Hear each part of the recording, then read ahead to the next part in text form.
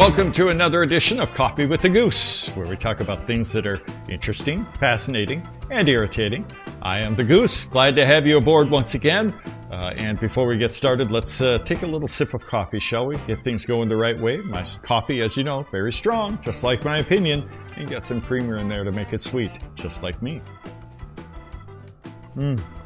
There we go. Let's talk politics, shall we? No, don't get ahead of me. This is really interesting, in my opinion. Let's talk about the president of the Philippines, Rodrigo Duterte. He's been in office for, I believe, 3-4 years now. And he is a very divisive figure. He reminds me in many ways of Donald Trump. Now, I'm not talking about whether I would have voted for Trump or not, or whether I would have voted for Duterte or not. No. You know me. I'm all about facts. I'm interested in the real story. So let's talk about President Rodrigo Duterte. What is it about this guy? Why is it that people either love him or hate him? There's no in between. Well, here's one reason. The first overriding reason is he's not a politician, a lot like Donald Trump. He tells it like it is. He doesn't just speak in sweet platitudes and tell you all the hunky-dory, peachy-keen things that you want to hear. That's not how he operates. He sees things as they are, and he goes from there.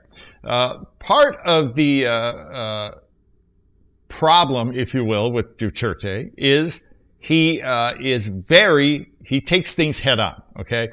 The war on drugs, number one. In the 3 years that the Duterte's war on drugs has been ongoing, over 5,000 people have been killed.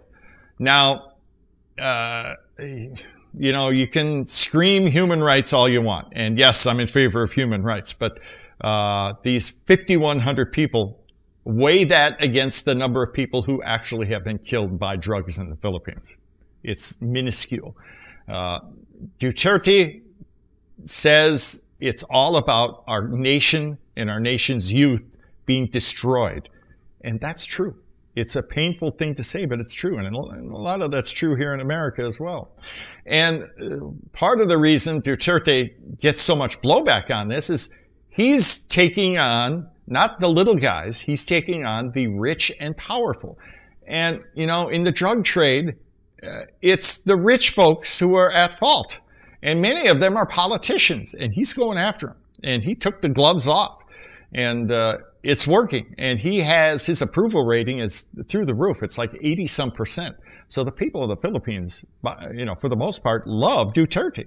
He's getting the job done, and he loves his country.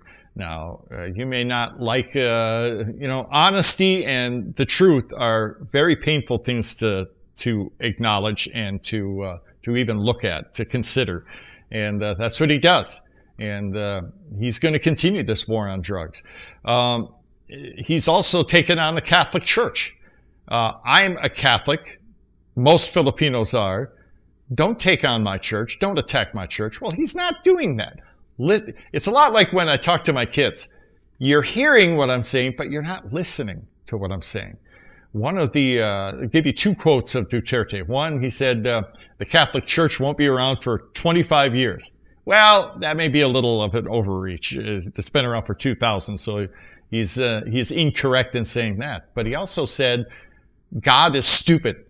My God has common sense. You know what? Don't just take that small little snippet and take it at face value.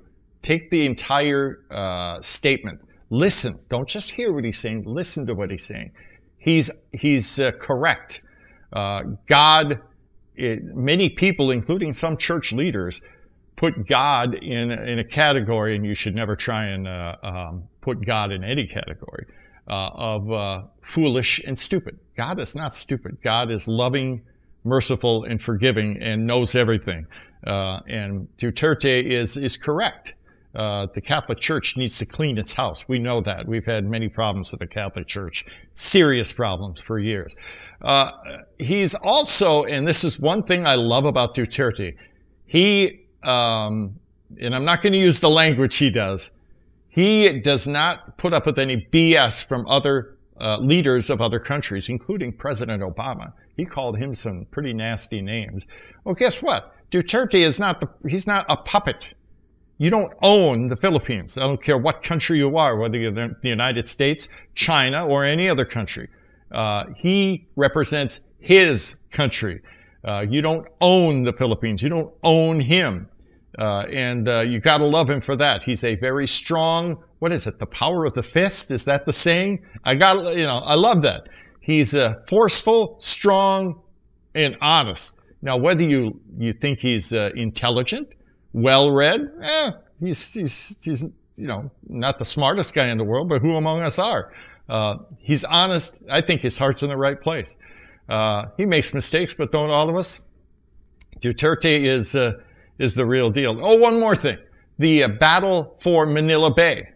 It's not just about cleaning up garbage. It's about laying the groundwork for flood control and stopping those who pollute Manila Bay. And once again, who does it?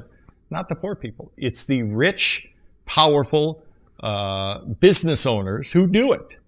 If you don't think Duterte has a heart, probably 90% of the money that's being spent on the Manila Bay battle is spent on taking those poor squatters, if you will, who live along Manila Bay and getting them out of there and getting them to a place that's much more comfortable and more humane way of living. So the man has a heart.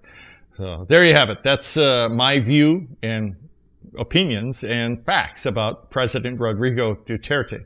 I know you've got a lot to say about this. Whether you love him or hate him, and let me know what you think. I want to hear what your opinions are about Duterte, and we'll see where things go from here. That's it for this edition of Coffee with a Goose. Thank you once again for watching. Many thanks for subscribing, and we'll talk to you next time. All right, take care.